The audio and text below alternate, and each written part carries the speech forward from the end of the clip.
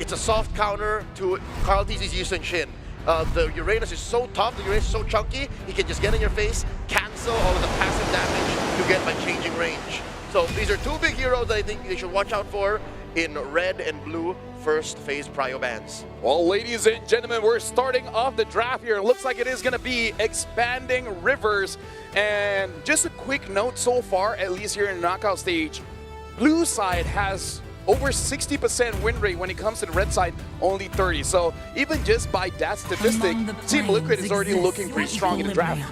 They're looking extremely well positioned overall. And since now we are back on that blue side, once again, the argument is still going to be, you know, resonating with a lot of the fans out there.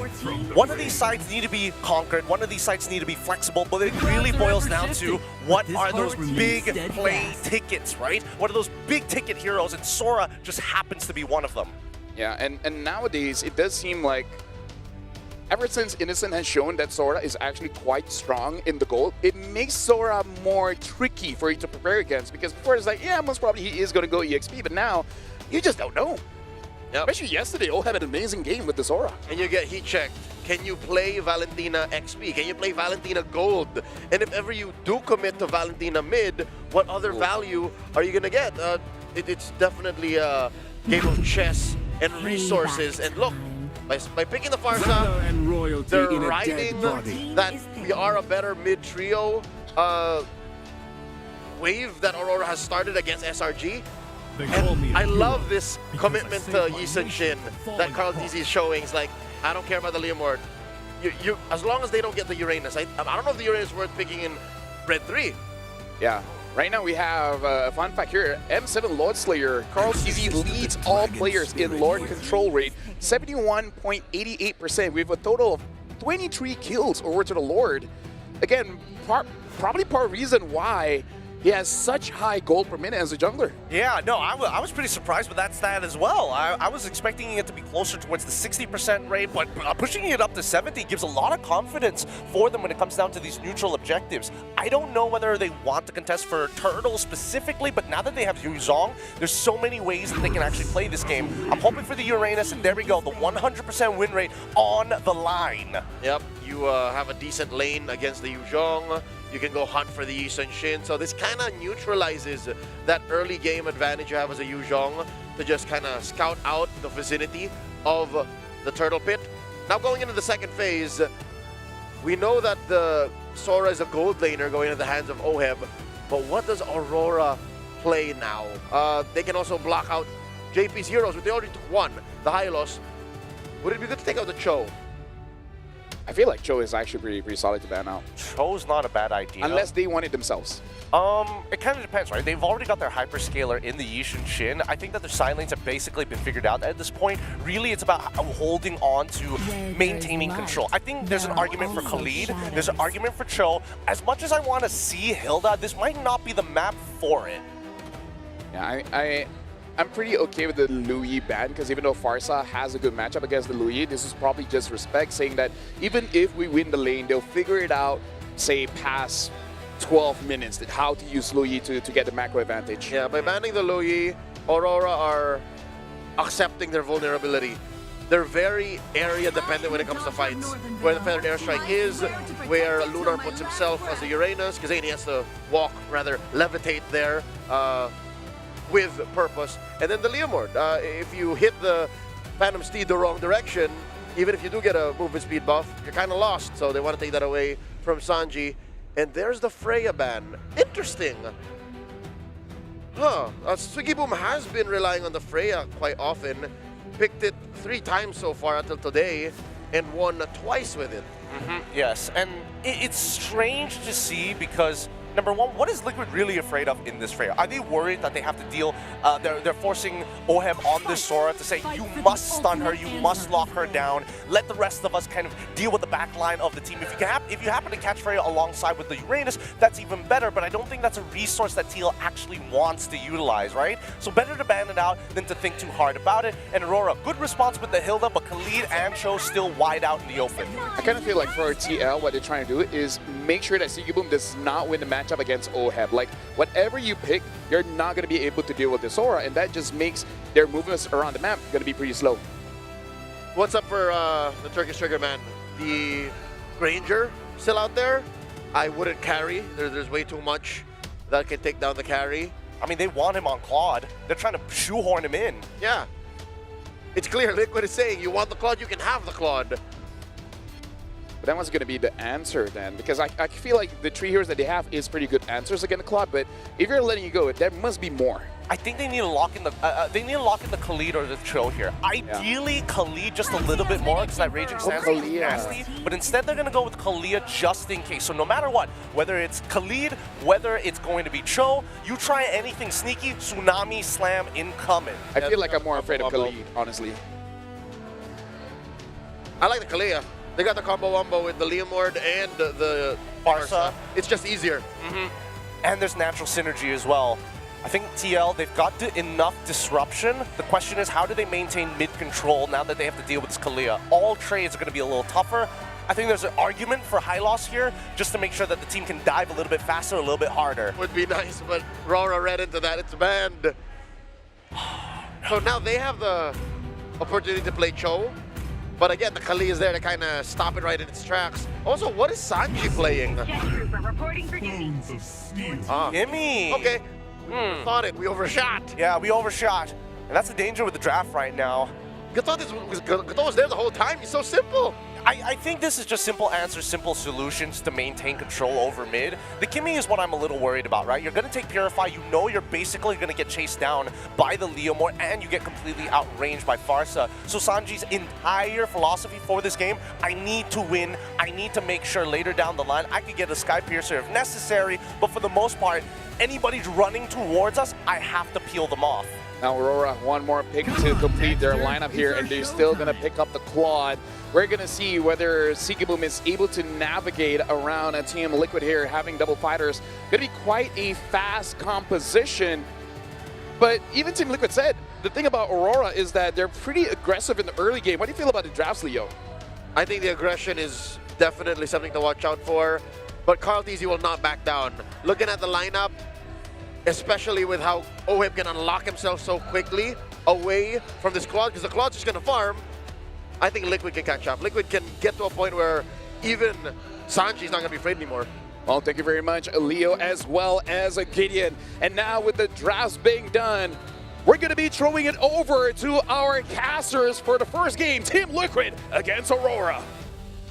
Thank you so much, panel. Welcome to Atlanta Dawn, folks. This is our first match of the day. Team Liquid versus Aurora Gaming. And man, what a draft to start things off.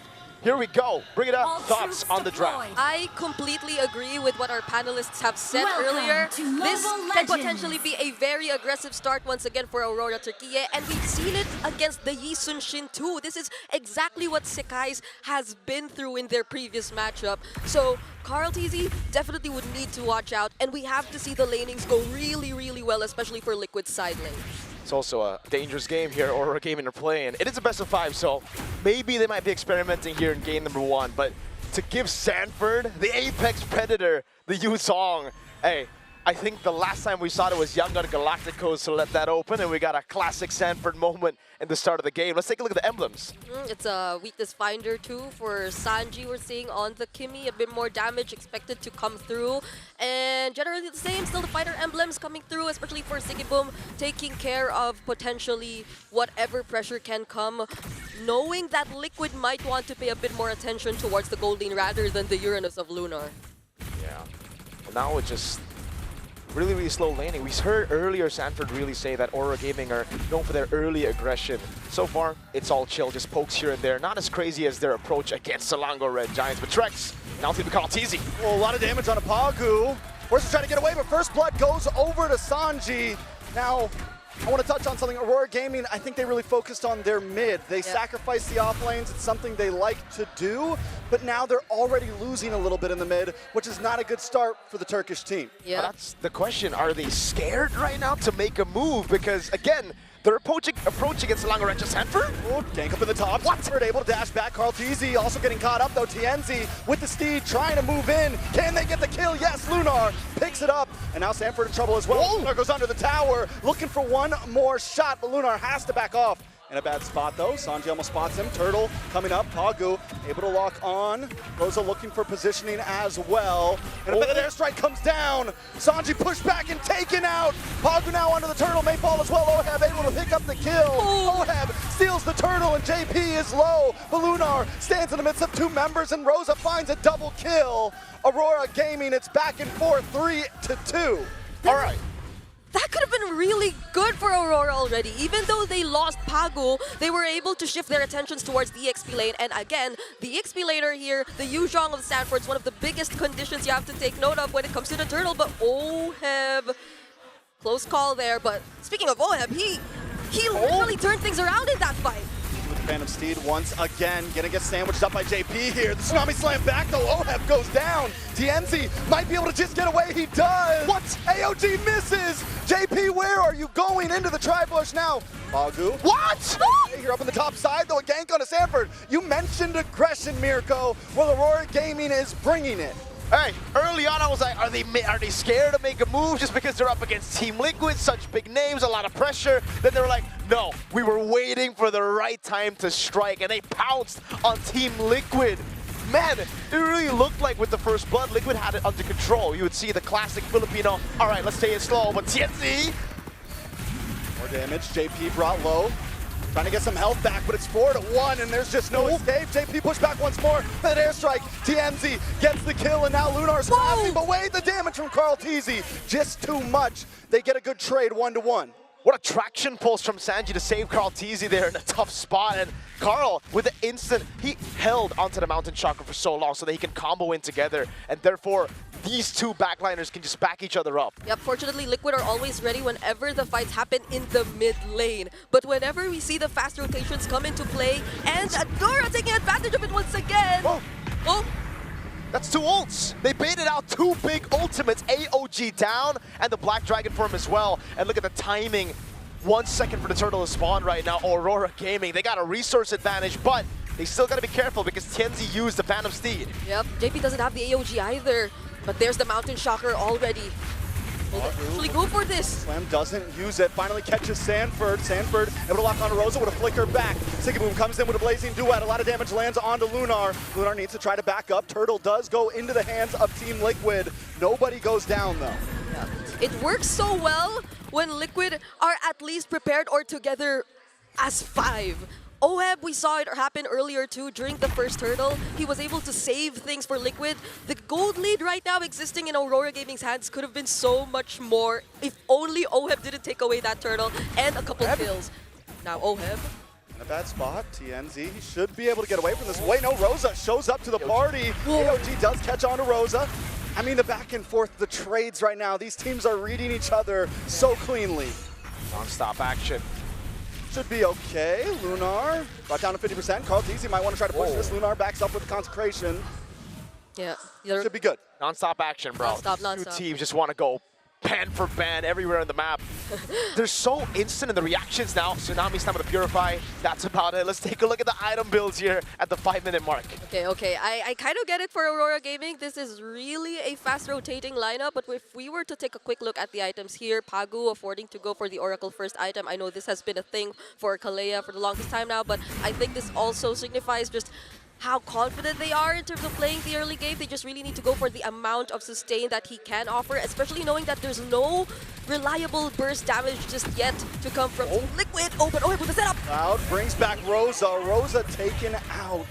So if Team Liquid can find some more pickoffs just like that, they're going to be able to even out the playing field. Instead of bringing the big 5v5s, look for the small plays. Yeah, again, for Aurora Gaming, it really looks like they've been winning out on the flashy plays department, right? The big team fights, but the slow build, AOG! He does connect on to DNZ, plus a Black Dragon and a Petrify. It's a whole lot of damage, and the Phantom Steed does come out, but it's just not enough. He's fighting back. DNZ! What? Able to get away, and now JP pays the price for the chase, but he's still standing there. Sigaboom into the backside with a blazing duet.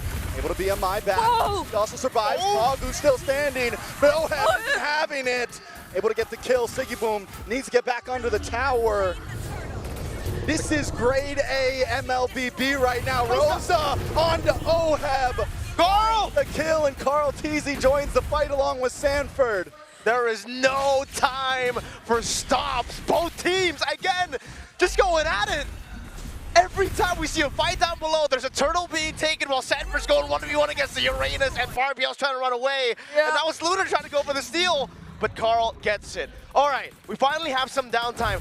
What the hell happened there, Brig? I know. Might have to double check whether or not the anti-heals are already in for Team Liquid, but fortunately, because of the enhanced basic attacks, JP definitely was still able to live through all of that. So maybe now that they do have it, they can afford to be a bit more aggressive and a bit more focused on taking down Tianzi, because for the past few team fights we've seen, Tianzi's always been surviving, but there's a Black Dragon form and the AOG.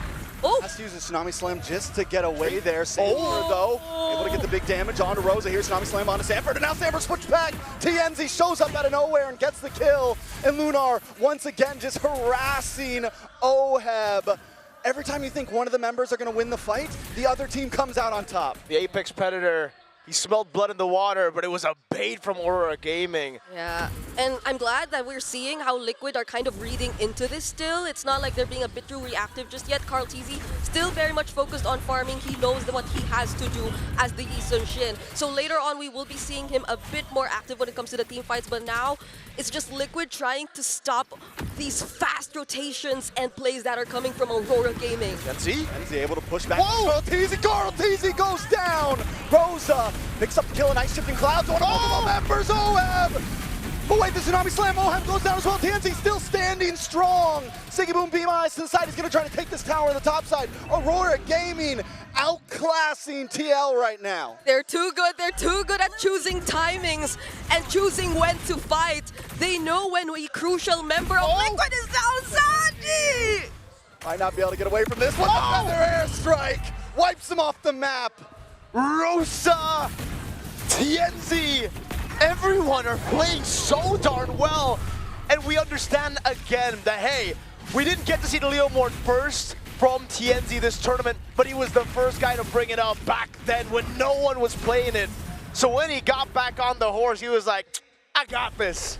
This could be, is probably, I don't know if we can refer to the panel, the best Leo Mort performance at M7 so far. TNZ, we know him for, again, the last the Joys, the Fannies, as of recent, but he's back on his signature heroes. I'm just wondering when the Amon's gonna show up. Tsunami Slam. Agu able to get the pick on Oheb. Oheb might not be able to take this. Gets away, but Lunar tries to grab him, has to back up, and AOG defensively from Team Liquid. Aurora Gaming now waiting for the Lord to come down on the top side. Okay, this is the 100% win rate of the Uranus that we're talking about here. Lord still full speed. Rosa! In a little bit of trouble, forced to use the flicker back. Lunar brought down to about 20%. Able to just get away. Aurora Gaming just playing the range right now. TNZ comes in with a Phantom Steed, brings him back into the feathered airstrike, a shifting clouds from Oheb, but is it enough? Tsunami Slam. Sanford now into the back line as well. Black Dragon goes out, Oheb goes down. TNZ able to get the kill, and Aurora Gaming are advancing. They got waves. Siggy moves on the base already. One more base turret left. My gosh. Right, a nice Tsunami Slam once again lands on Sanford, and Sanford is gone! It's 3v5 right now! Aurora Gaming with an 8k gold lead and a wave coming in! Okay, Carl TZ and Sanji are there. They still have ways to clear Barossa! Strike. They won't be able to defend. TNZ takes out JP. Another wave of minions coming down the top side. It's Sanji, Carl TZ up again. They're on it! If there's a team that could do it, they could try, but Siggy Boom with a blazing duet to clear out the map. They lock onto the base, and they take game number 1. 10 minutes and 54 seconds to deal with the final boss. Aurora Gaming with their new version, a refined version of the draft, of the playstyle that we saw from them against Selangor Red Giants. It was a bit too similar to what we saw yesterday against SRG. And SRG definitely were able to adjust, were able to take their time. But if we were to observe Liquid and their game so far, the game ones are just so important for this team, and for you to take it away from them in that manner, that's definitely gonna affect them in some way. You know, we've seen so many teams try to pull off the Leomord Farza combination with a nice tanky mid, and it seems like Aurora Turkey has just mastered it. They're one of the few teams that can get away from it. What's up with the Auroras, man? I didn't think I would be able to see the Northern Lights all the way in Indonesia and Southeast Asia, but again, it's both Auroras doing so well. What a performance in game number one, an absolute stomp at that against Team Liquid. We're gonna throw it over to the panel here to see what they have to say about this game, because they probably have a lot to say, let's be honest here. My God. And what do you have a question for the panel? My question for the panel? Yeah, throw a random question. Riggy. How did that happen to the Yuzhong? Yeah, how did that happen? Well, thank you very much, our casters. That was an amazing game. And yes, I have a lot of questions. And to answer our casters, we are getting some stats of Leomord all across the board here in M7. There's a few things that I really want to touch on. But first, I feel like the broad thing that we can discuss is that Aurora seems to be very familiar with the habits of Team Liquid, because across the board, TNZ, Pagu, it looks like they were able to get major ults before even starting anything, Leo. Yeah, just like how you deal with final bosses in yay old video games times, you gotta buy that thick book, like a strategy guide, and that's what they found out. Again, Team Liquid has been on a rampage for the better part of the past year, and they saw their tendencies, they saw their weaknesses. And to answer the final question before they threw over to us, how did that happen to the Yuzhong? How was the Apex Predator put down a notch and almost seemingly put down to the bottom of the food chain? I'll tell you how. Zero follow-up. What Aurora did was they dismantled Liquid's aggression, and they punished them for thinking that they could win in a fight. But truth be told, look at the draft, look at the lineup. It's so simple. Kalia, Farsa combo, Leomord, there's not enough burst to take him down, at least in the early to mid game. And then the rest just enjoyed what the mid trio set up. Yeah, I like it where they just play towards their strength, draft very simply. And again, it kind of looks like for them, it's like, you know what, Southeast Asians, they play very fast. So how about we just play faster? Because, again, the rotations coming in from mid make it so that the side lanes could not do much. No, that's exactly it, right? Because, again, the laning phase is so important for both of these teams. Notice the way that they're actually fighting is, hey, at a certain point, we can't just keep on sending resources and continuously trade against our opponent. What we do have to do is divide and conquer. Pagu doesn't necessarily need to be standing right next to Rosa, but in lane, they made sure that there were two peas in a pot to sell the idea. When you see Pagu, you think Rosa is very close by, which is why we saw that Sanford ended up dying on that top side. Unfortunately, yes, Luna got the better hand of him, but really, without that feathered airstrike, it wasn't going to happen. We're going to talk about Pagu and Rosa a little bit later on, but now we got to look at the MVP, and it's got to be TNZ on this Leomord. As Brigida would say, he's giving very Sanford of yesterday, where basically Sanford refuses to die, avoid all the 5-man, 4-man gangs. TNZ, there's many times like, oh, he's going down, right? Right? And then he just doesn't. Bit of a stretch to compare him to Sanford, but what is not a stretch is the fact that this might be, on paper, the best Leomord performance in M7. What would rival it would possibly be that turnaround game by Alter Ego on Yazuki against Aurora PH, but 607 MVP, this is definitely up there. And I'm hoping that in the highlights we get to see the small things that made all the difference in this fight, right? Because the initial first blood we saw from the side of Team Liquid was great. You're targeting Pagu down, you're trying to slow him down as much as you can. But as these fights continue to happen, right, just notice that TNZ, for the most part, surviving some pretty awkward situations when he should have died so many times. And this is just the beauty of Barbiel. With the extra stats, you can get away with so much. And you are stronger with 3 items in comparison to the Yishin Shin, which is why you see when Kalteezy goes into those 1v1s, it feels like he doesn't exist. And to defend all of my co-Leomord mains, there is no extra HP when you get Phantom Steed. You get extra hybrid defense, yes, but the reason why this happens is because you become suddenly so slippery. You can attack while moving, you get lifesteal, spell vamp, killing spree not to mention, you add on that. That's a secret as to why TNZ did not die. That is a beautiful thing. It's almost as beautiful as a Lancelot puncturing through a crowd. But we also have to address the fact that this game is one of the faster games here at M7. Most of our games average out on that 20-minute mark. The Holy Shielding, the way that they managed this was pretty impressive, especially on that top side where they got the wave to actually make contact with the Holy Shielding first before the Lord actually got his punch. So the Lord was still at full health when it's punching down on the inhibitor. And not the dogpile on the already down Liquid. It's a game, but still, you know, a point away from saying goodbye at M7.